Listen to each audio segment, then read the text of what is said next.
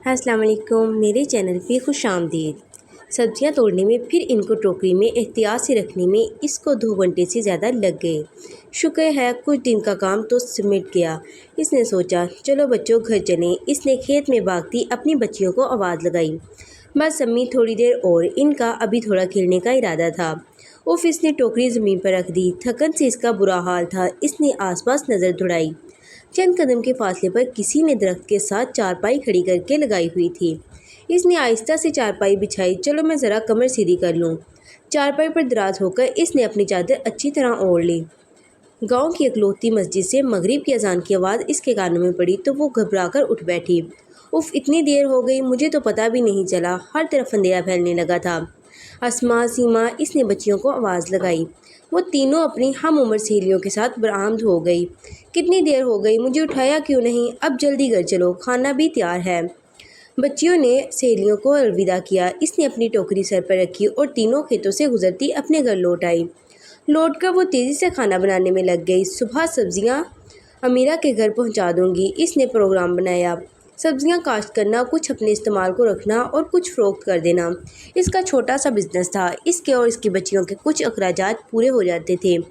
ویسے تو ان کے اخراجات نہ ہونے کے برابر تھے۔ گاؤں کی انتہائی سادہ کناز شکر دامن زندگی۔ یہ 2 کمروں اور صحن پر مشتمل چھوٹا سا گھر اس کا اپنا تھا، اور گھر سے تھوڑا دور نہر کنارے چھوٹا سا زمین کا حصہ بھی اس کی ملکیت تھا، جس پر اس نے مختلف سبزیاں کاشت کر چھوڑی تھیں۔ اپنا تھوڑا بہت خرچہ وہ کپڑے سلائی کر کے بھی پورا کر لیتی تھی۔ ویسے تو گاؤں میں سلوانے کا رجحان اتنا زیادہ نہ تھا۔ عورتیں اپنی گنتی کے سال کے جوڑے خود ہی تیار کر لیتی، مگر چند امیر بڑے گھر کی خواتین، جن میں اس کی نند امیرہ بھی شامل تھی، اپنے اور اپنے بچوں کے کپڑے اجرت دے کر سوا لیا کرتی تھی۔ اس طرح جیسے سہتے اوکھے سوکھے اس کا اور اس کی بچیوں کا وقت گزر رہا تھا، ورنہ افضل نے تو مہینوں سے خرچہ بھیجنا چھوڑ رکھا تھا۔ افضل، اس نے کونے پہ دھرے فریم میں افضل کی تصویر پر نظر ڈالی۔ خوبصورت کم عمر افضل، اس کی شادی کی تصویر تھی۔ 22 سالہ افضل اور 17 سالہ نازمین، خوبصورت، حسین، گوری چٹی نازک۔ کھیتوں میں کام کر کے بھی اس کی مکھن جیسی رنگت ذرا نہ بدلی تھی۔ لمبے کالے بال کمر تک آتے تھے۔ صابر، خدمت گزار، مگر نہ جانے کیا بات ہوئی کہ نازمین کبھی افضل کے دل پر نہ چڑھ سکی۔ شاید افضل پر اپنے نام کا بہت زیادہ اثر تھا۔ وہ خود کو نہ جانے کیا سمجھتا تھا، ورنہ اس کے چھوٹے بھائی انور اور بہن امیرہ تو بہت سیدھے لوگ تھے۔ حالانکہ امیرہ گاؤں کی سب سے امیر گھر میں بیاہی گئی تھی۔ اس کے گھر میں ٹی وی، فریج تک تھا۔ اپنی بڑی بھابھی نازمین کو سر پہ بٹھاتی، اس کی بڑی عزت کرتی۔ اس کا دیور انور افضل کی طرح انٹر پاس تھا، وہ بھی گاؤں میں نوکری کرتا تھا۔ اس کی بیوی بچے اس کے ساتھ ہی رہتے تھے اور وہ ان سے بہت محبت کرتا تھا، جیسے کہ ان کا حق تھا، جیسے ہر بیوی بچوں کا حق ہوتا ہے۔ آٹا گوندنے اور روٹی ڈالتے نازمین نے نہ جانے کیا سوچے گی۔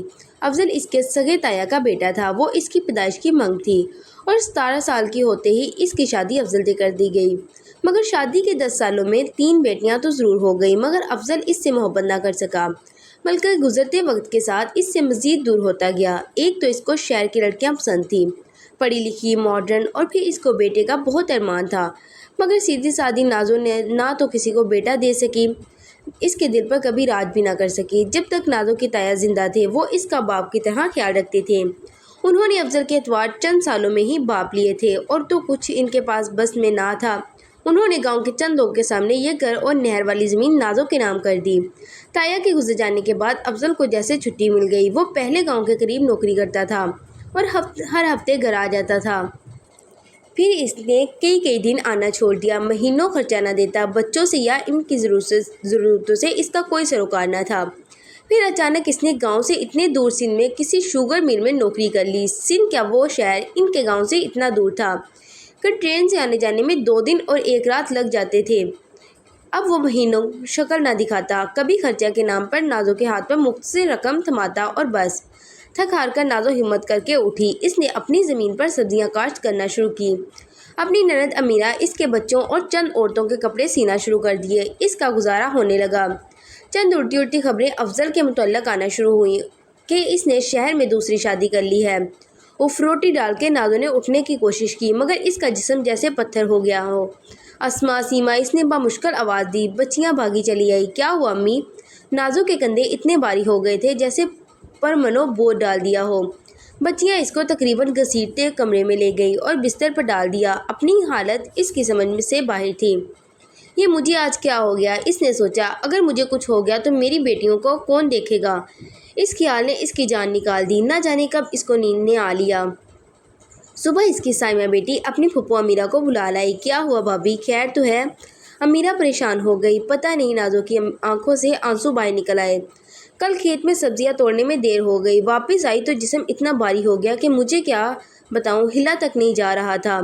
فکر نہ کر بھابھی، میں تجھے حکیم صاحب سے دوا لا کر دیتی ہوں، اچھا ہو جائے گی، گھبراؤ نہیں۔ امیرہ نے اسے تسلی دے کر چلی گئی۔ پھر وہ حکیم سے دوائی لائی، نازو کے کندھوں کی مالش بھی کی، اور اس دن اس کے گھر کی ہانڈی روٹی بھی امیرہ نے ہی کی۔ آہستہ آہستہ 2-1 دن میں وہ نازو کی طبیعت سنبھل گئی۔ پھر ایک دن وہ اس دن خود کو بہت بہتر محسوس کر رہی تھی۔ اچھی طرح نہا دھو کر کپڑے بدلے، بالوں میں کنگھا کیا۔ صحن میں شام اتر آئی تھی۔ جاتی گرمیوں کی خوبصورت دن تھے، موسم بہت خوبصورت رہتا تھا۔ تینوں بچیاں سپارے پڑھنے گئی ہوئی تھی کہ دروازے پر دستک ہوئی۔ ارے، اس کو حیرت ہوئی، آج اتنی جلدی واپس آ گئی۔ اس نے دروازہ کھولا مگر بچیاں نہیں دروازے پر، وہ کھڑا تھا۔ اب وہ حیران رہ گئے، اتنے مہینوں کے بعد اچانک اندر آنے کو نہیں کہو گی؟ وہ مسکرایا اتنے پیار سے کہ اس کو اپنی آنکھوں پر یقین نہ آیا۔ ارے پوچھ کیوں رہے ہیں، آئے، اس نے راستہ دیا۔ وہ اس کے پیچھے پیچھے اندر چلا آیا۔ آپ کھانا کھائیں گے، نکالوں؟ اور کوئی بات نہیں سوجی تو اس نے گھبرا کر پوچھا۔ شادی کے 10 سالوں میں بھی کبھی افضل نے ایسی باتیں نہیں کی تھی جیسے عام میاں بیوی اپنے دکھ سکھ میں کرتے ہیں۔ صبح سے شام تک کی مصروفیات ایک دوسرے کو بتاتے ہیں وغیرہ۔ افضل اس سے بہت کم بات کرتا تھا، صرف ضرورت کو۔ اس کو اکثر سمجھ ہی نہ آتا کہ وہ اس سے کیا باتیں کرے۔ وہ آہستہ آہستہ اس کی موجودگی سے گھبرانے لگتی۔ اس کا ہر وقت خراب موڈ اس کو ڈرانے لگا تھا۔ وہ بچیوں سے بھی پیار سے بات نہ کرتا تھا بلکہ اکثر ان کو جھڑک دیتا تھا، مگر آج وہ نہ جانے کیوں بہت خوش تھا، بات بے بات مسکرا رہا تھا، اس کو چھیڑ رہا تھا۔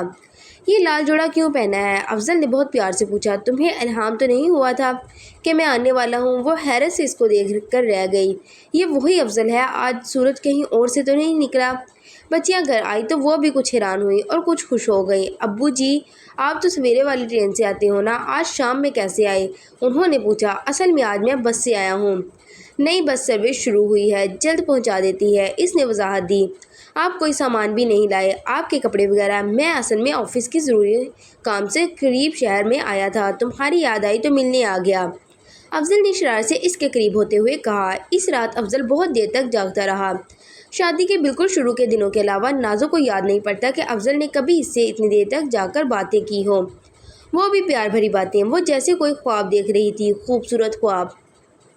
دوسرے دن وہ دیر تک پڑی سوتی رہی۔ ایسا کبھی نہیں ہوتا تھا کہ پورا صحن دھوپ سے بھر جائے اور وہ سوتی رہے۔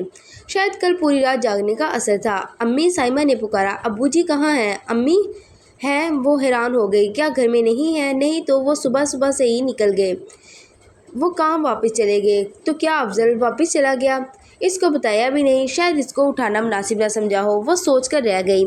اس رات نے کئی دن جیسے نازو کو نشے میں رکھا، مگر دن پر دن گزرتے گئے۔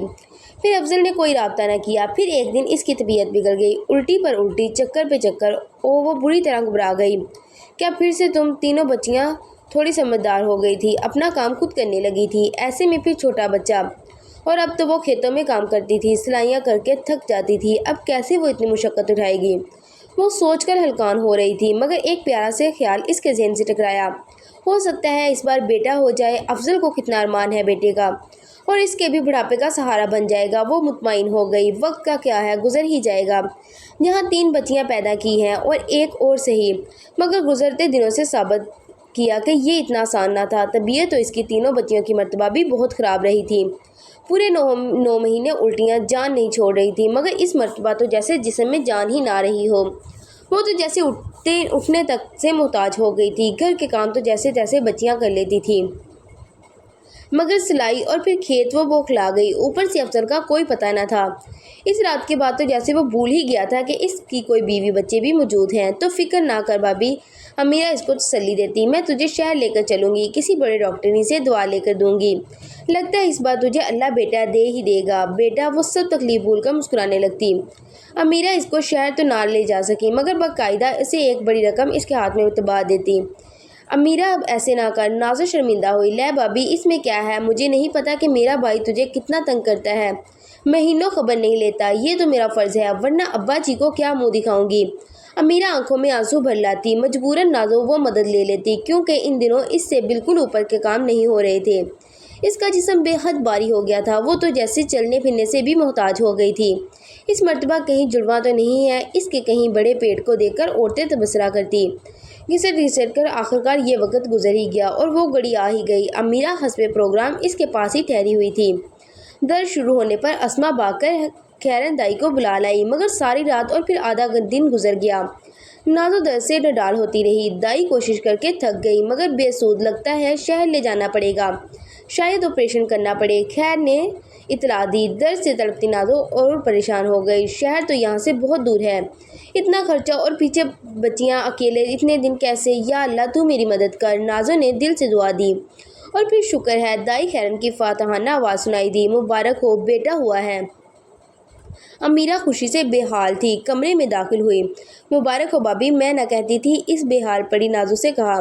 اس کی نظر بچے پر پڑی، اتنا صحت مند، وہ حیران رہ گئی۔ حیران تو نازو بھی ہو رہی تھی، اتنا صحت مند بچہ اس نے تمام عمر میں پہلی بار دیکھا تھا۔ جب ہی تو اتنی مشکل ہوئی، دائی خیرن نے بھی سوچا، اس کے تو وہ کپڑے بھی نہیں آئیں گے بھابی نے جو ہم نے تیار کیے ہیں۔ امیرہ نے تبصرہ کیا۔ بچے کے نہانے کے لیے گرم پانی تیار کیا گیا۔ امیرہ اور خیرن نے احتیاط سے بچے کو گود میں لیا تو اس نے آنکھیں کھول لی۔ چند گھنٹوں کے بچے کی آنکھوں میں نہ جانے کیا تھا کہ دونوں سن رہ گئی۔ حیرت زدہ تو نازو بھی ہو رہی تھی جب تک مسجد سے چاچا کرم دین کو بلوایا گیا تاکہ وہ بچے کے کان میں اذان دے دے۔ بچہ قد میں کچھ اور بڑا ہو چکا تھا اور آدھی چارپائی گھیری ہوئی تھی۔ چاچا کرم دین نے آ کر پہلے نازو کو دعائیں دی، پھر بچے کو بلوایا۔ ایک دن کے بچے کو دیکھ کر ان کی آنکھیں پھٹ گئی۔ انہوں نے خود پہ کنٹرول کرتے ہوئے اذان دینا شروع کی اور جو بچہ پیدا ہونے کے بعد سے ایک مرتبہ بھی نہیں رویا تھا، بھیانک آواز نکالنے لگا جیسے رو رہا ہو۔ شام کو مغرب کی نماز سے فارغ ہوتے ہی چاچا کرم دین نے پاس والے گاؤں کا رخ کیا جہاں ان کے ایک بزرگ رہتے تھے۔ ان کے دماغ میں ان کے اپنے بچپن کی سنی ہوئی چند کہانیاں دوڑ رہی تھی جن سے گاؤں کی ایک عورت نے جن کے بچے کو جنم دیا تھا۔ چاچا کرم دین کے بزرگ امام بخش ویسے تو بہت ضعیف ہو چکے تھے مگر ان کی یادداشت بالکل ٹھیک ٹھاک کام کر رہی تھی۔ یہ بھی بہت پرانی بات ہے، پاکستان بننے سے بھی پہلے، کہ میں اس وقت کوئی 10 سال کا ہوں گا۔ امام بخش نے سوتے ہوئے کہا، ہمارے گاؤں میں ایک عورت نے ایک بچے کو جنم دیا، وہ قد میں عام بچوں سے بہت بڑا تھا اور دن بدن وہ بہت بڑا ہوتا گیا۔ 8-10 دن میں وہ دیوار تک پہنچ گیا۔ اس نے اپنی ماں کو گلا دبا کر مار دیا تھا۔ کیا 10 دن کے بچے نے؟ چاچا کرم دین حیران رہ گئے۔ وہ بچہ نہیں تھا، وہ بدرو تھا۔ امام بخش نے جواب دیا، اگر اس کو ختم نہ کرتے تو وہ پورے گاؤں کو مار دیتا۔ اس کو ختم کر دیا تھا، ہاں اس کو دفن کر دیا تھا۔ امام بخش آج بھی لرز گئے۔ وہ 10 روز کا بچہ کسی کے ہاتھ نہیں آ رہا تھا، وہ بلا تھا، کوئی شیطان تھا۔ واپسی کا راستہ چاچا کرم دین نے سوچ میں طے کیا، نہیں ایسا نہیں ہے، یہ بچہ کچھ زیادہ لمبا چوڑا ضرور ہے مگر انسان ہی ہے، ضروری نہیں کہ میرا وہم سچ ہو۔ انہوں نے کیسے خود کو تسلی دی۔ گاؤں واپس پہنچ گئے۔ انہوں نے سوچا کہ نازو کے گھر چکر لگاتے چلیں۔ چھوٹے سے گاؤں میں سب لوگ ایک دوسرے کے رشتے دار ہی ہوتے تھے، قریب کے یا دور کے، سب کے دل میں ایک دوسرے سے جڑے ہوئے تھے مگر ان کا وہم نہ تھا۔ 3 دن کا بچہ چارپائی پر بیٹھا زور زور سے ہنس رہا تھا۔ گھر کی عورتیں زور زور سے چیخ رہی تھی۔ کرم دین کے اندر داخل ہوتے ہی بچے نے ہنسنا بند کر دیا، کرم دین کو گھورنا شروع کر دیا، پھر اتنی تیز مکروا آواز نکالی جیسے ان کو وارن کر رہا ہو، نازو امیرہ بیٹی میری بات سنو۔ انہوں نے ساری تفصیل جو امام بخش سے سنی ان دونوں کے آگے دہرا دی۔ یہ انسان نہیں، یہ کسی اور مخلوق کی اولاد ہے، اگر یہ زندہ رہا تو پورے گاؤں کو کھا جائے گا۔ کرم دین نے کہا، دل بڑا کرو نازو بیٹی، میں گاؤں والوں کو لے کر آتا ہوں، اس کا زندہ رہنا ٹھیک نہیں ہے۔ کیا؟ نازو کا دل ڈوب گیا۔ اس کا بچہ، اس کو مار دیں گے؟ مگر اس کی نظر بچے پر پڑی۔ وہ 3 دن کا چارپائی کے برابر کھڑا ہونے کی کوشش کر رہا تھا اور اس کی کوشش میں انتہائی بھیانک آوازیں نکال رہا تھا۔ نازو چیختی ہوئی کمرے سے باہر نکل گئی۔ جب گاؤں کے مرد چاچا کرم کے ہی ہمراہی اللہ اکبر پکارتے گھر میں داخل ہوئے تو کسی خوفناک صورتحال سے نپٹنے کی ضرورت نہ پیش آئی کیونکہ وہ بچہ پہلے ہی دنیا سے کوچ کر چکا تھا۔ گاؤں والوں کا مشترکہ بیان تھا کہ گھر سے قبرستان تک پہنچنے تک بچہ قد آور وزن میں کئی گنا بڑھ چکا تھا۔ نازو پر تو جیسے قیامت گزر گئی، اتنا مشکل عرصہ اس نے کسی اچھی امید پر گزار دیا تھا۔ مگر حوصلہ کر بھابھی، جو ہوا سو اچھے کے لیے ہوا۔ اس کے دیور انور نے اس کے سر پر ہاتھ پھیر کر تسلی دی۔ اچھا، نازو خالی آنکھوں سے اس کو دیکھ کر رہ گئی۔ اب کیا اچھا ہونا ہے؟ افضل کا اس رات کے بعد کوئی پتہ نہ تھا۔ انور، اس کو کچھ خیال آیا؟ جی بھابھی، حکم کر۔ انور، اپنے بھائی کا کوئی پتہ، کوئی فون نمبر مجھے دے۔ میرے بھائی، اس کو تو معلوم ہی نہیں کیا قیامت گزری ہے ہمارے پر۔ بھابھی، انور گڑبڑا گیا۔ Phone number? چل میں پتہ کرتا ہوں۔ کیا بتاؤں بھابھی کو؟ انور سوچ میں پڑا ہوا تھا۔ کوئی آج کی بات نہیں، 2-2.5 سال پہلے اس نے افضل سے سخت لڑائی کے بعد ہر طرح کا رشتہ ختم کرنے کی قسم کھائی تھی۔ ادھر ادھر سے خبریں سننے کے بعد اس نے افضل سے خود بات کرنے کا ارادہ کیا۔ اس کی مل پہنچ گیا تھا، مگر وہاں کی صورتحال ہوش اڑا دینے والی تھی۔ افضل اپنی دوسری بیوی اور بچے کے ساتھ اطمینان سے زندگی گزار رہا تھا۔ انور کے پوچھنے سے اس نے حتمی انداز میں کہہ دیا کہ وہ نازمین کے ساتھ بالکل خوش نہیں ہے اور وہ شادی صرف اس کے بزرگوں کا فیصلہ تھی، اس نے اپنی پسند سے دوسری شادی کر لی ہے۔ خدا نے اسے بیٹا بھی دیا۔ اب نازمین یا اس کی بیٹیوں سے اس کا کوئی تعلق نہیں۔ انور نے اس کو بہت سمجھایا کہ بے شک وہ دوسری شادی کر لے، مگر نازو اور اس کی بیٹیوں کا خیال بھی رکھے، وہ اس کی اولاد ہیں۔ مگر افضل کسی صورت راضی نہ تھا۔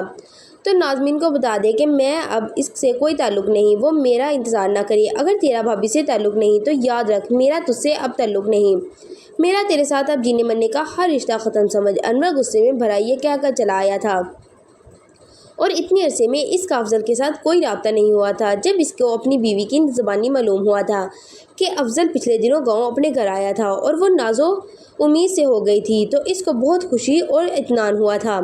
اللہ کرے بھائی سدھر جائے، اس نے دل سے دعا کی۔ اس لیے اس نے کسی کو افضل کی دوسری شادی کے بارے میں نہیں بتایا کہ کبھی صبح کا بولا شام کو لوٹ آئے۔ مگر ابھی بھابھی کو کیا بتاؤں؟ اس نے سوچا، نہیں، ضروری ہے کہ افضل کے علم میں ہو کہ اس کی غیر موجودگی میں اس کی بیوی نے کتنی تکلیف اٹھائی۔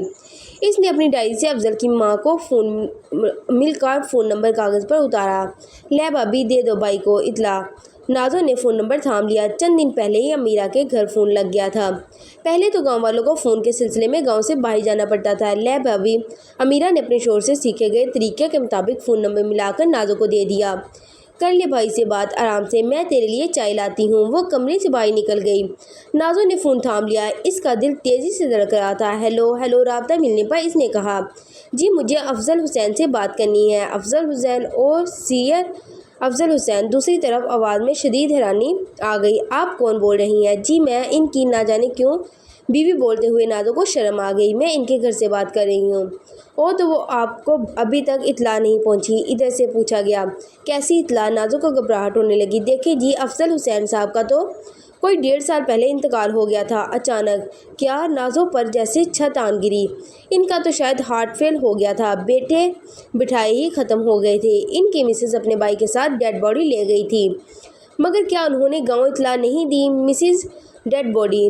نازو فون کان سے لگائے بیٹھی رہ گئی۔ دوسری طرف سے رابطہ کٹ چکا تھا، مگر جیسے کمرے کی ہر چیز صرف ان 2 لفظوں کے گرد گھوم رہی تھی، ان کی مسز، ان کی ڈیڈ باڈی۔ پھر اچانک اس کے کانوں میں آواز گونجی، 1.5 سال پہلے اچانک ان کا ہارٹ فیل ہو گیا۔ اگر 1.5 سال پہلے افضل مر چکا ہے تو 10 مہینے پہلے اس رات وہ کون تھا؟ نازمین کو تیز تیز چکر آنے لگے۔ امیرہ کے وسیع صحن میں لگے بے شمار درخت سر جوڑے جیسے آپس میں سرگوشیاں کر رہے تھے۔ وہ کون تھا؟ اور پھر اس کے نتیجے میں پیدا ہونے والا وہ شیطان؟ نازمین نے کھڑے ہونے کی کوشش کی، مگر چکر کھا کر گر پڑی۔